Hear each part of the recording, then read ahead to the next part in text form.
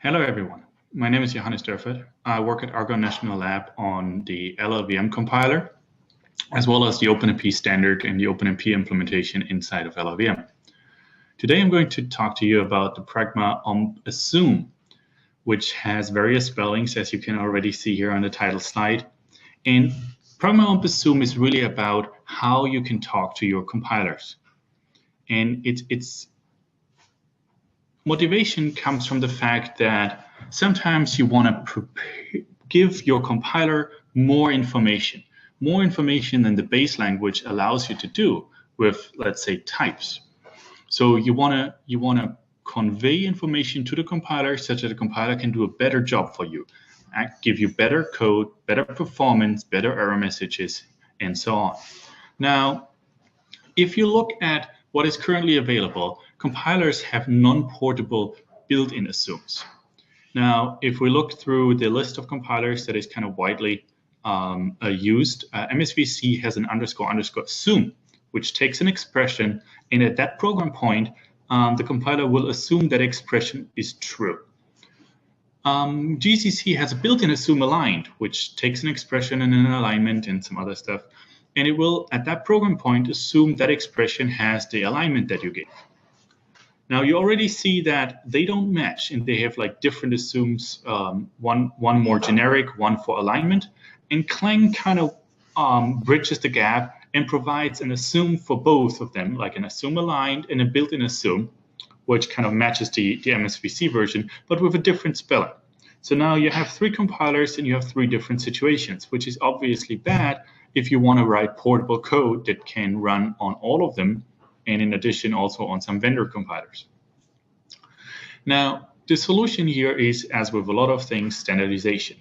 So what we want to do is we want to provide an standardized assume directive in OpenMP, and we did so for OpenMP 5.1.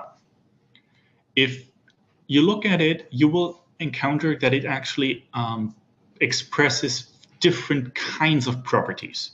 The first one are low-level properties, which are basically like the built-in assumes we've seen.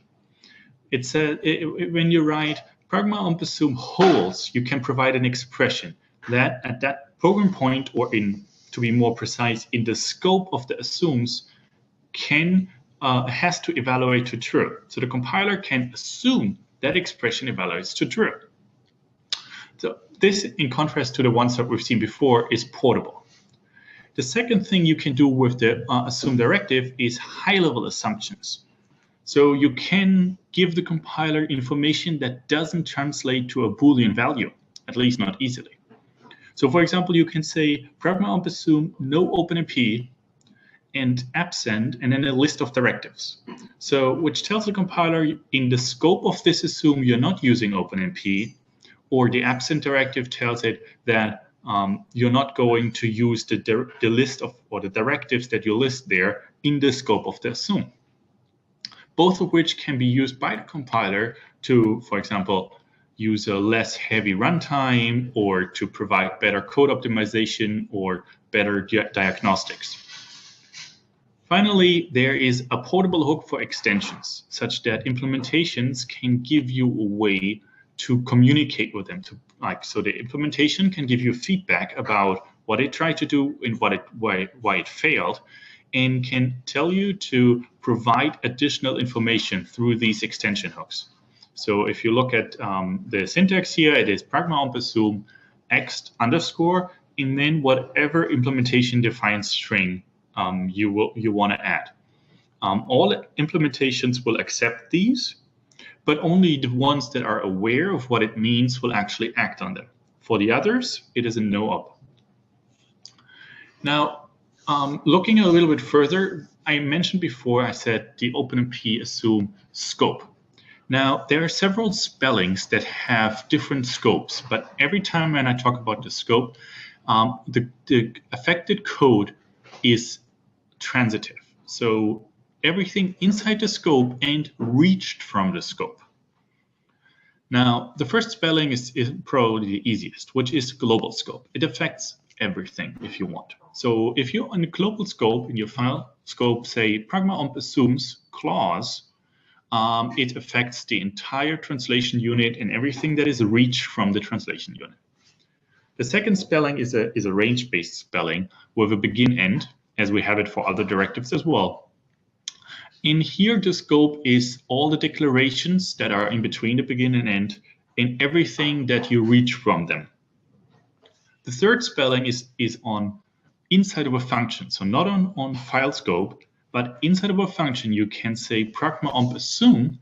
Note the difference in spelling here. Pragma-omp assume, which takes a structured block, like a lot of other directives, and the assumptions that you provide through the clauses hold for the structured block. So you have these three choices if you want to write assumes. They all have like their different scope, but otherwise behave the same.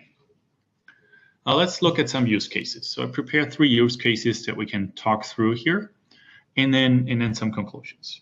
So the first one is like the most portable, obvious one. So you have a loop that just adds adds an array to another one, and what you want to force or like indicate to the compiler to vectorize because it's legal, maybe to make sure that the compiler is aware there are no aliasing issues. So you can say pragma-omp SIMD. So far so good. This is kind of what we had all the time. Now in the second step, you can now say pragma-omp assume holds n is divisible by 8 and n is bigger than 0. This is actually helpful because now the compiler can omit the remainder loop if we assume a vector factor of 8 or some number that is that divides 8. Because otherwise the compiler would have to check if n is bigger than 0 and if n is a multiple of 8, and if not, generate some additional kind of remainder code that handles the leftover iterations after your vectorized loop.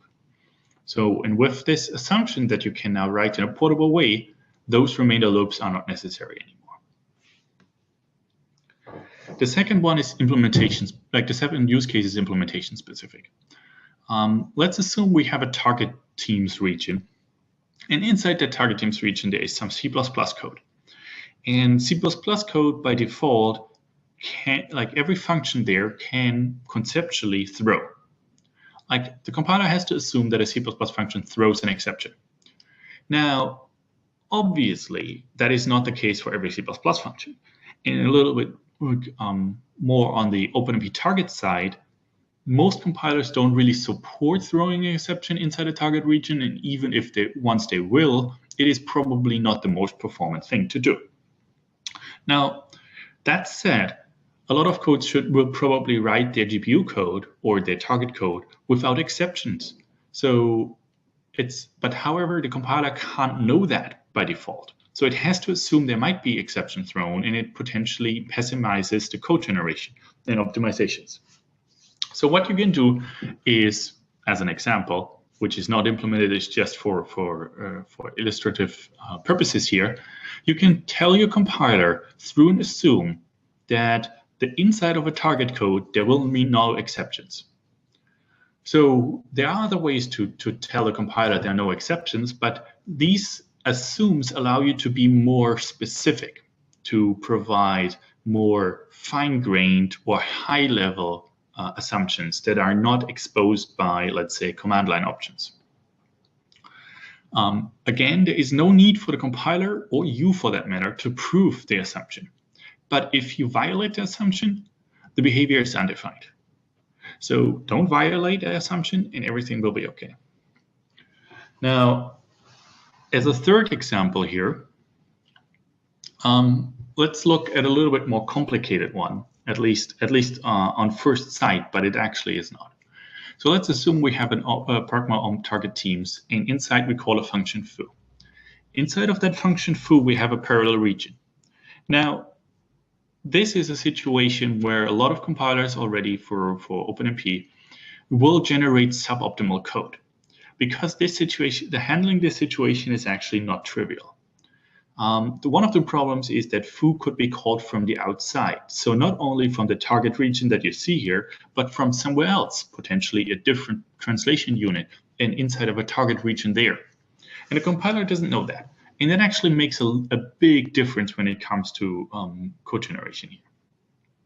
Now you could argue the compiler could inline this, which is probably true, but the problem still remains. Like there are the uncertainties during compilation, especially of single translation units, that we cannot work around. But what we can do is we can let the compiler give us information about these uncertainties. So if you run Clang on a new version of Clang, 11 or newer, preferably newer, with -rpass OpenMP, and then your regular options, Clang will emit remarks about the OpenMP optimizations that were happening or couldn't happen. Now, in this remark, this is an example. Like the Clang will actually emit a remark which looks similar, but not exactly like this. And the remark here says, okay, we have this parallel region which is called, which could be called from an external target region, and that prevents us from rewriting the state machine use. So please use either the static keyword for foo or add an assume that tells us there are no external target regions calling this function foo. Either case will allow us to optimize the state machine use, which will probably give you better performance due to less register usage on your GPU. So this is actually came up in real applications, like something like this, and it gives you real performance, or it can give you real performance benefits. Again, this is just an illustrative example. Clang emits a message like this and advises to use the static linkage, but we haven't implemented the assume yet. We're actually working on that right now. So once the assume is implemented, a message like that will actually show up. Now, talking about the implementation in llvm and Clang, we will support assume in version 12, which is due in a few months. Development branch will have it earlier than that. So once you see this recording, you'll probably be able to download Clang with assume support or partial assume support.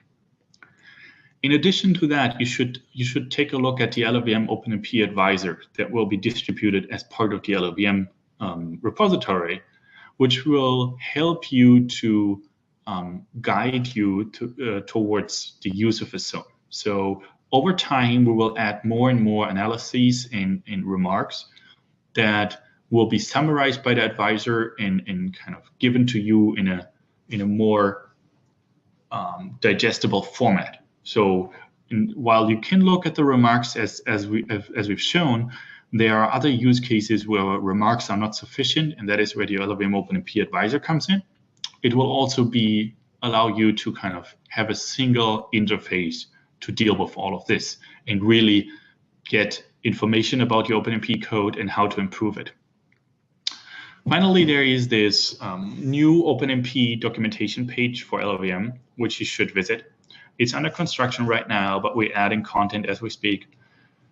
There will be information about implementation status, extensions for assume, but also other extensions, use cases, remarks, explanations for those, and so on and so forth. So please visit the documentation page. And as always, if any of this sounded interesting, if you want to know more, collaborate, feel free to reach out to me.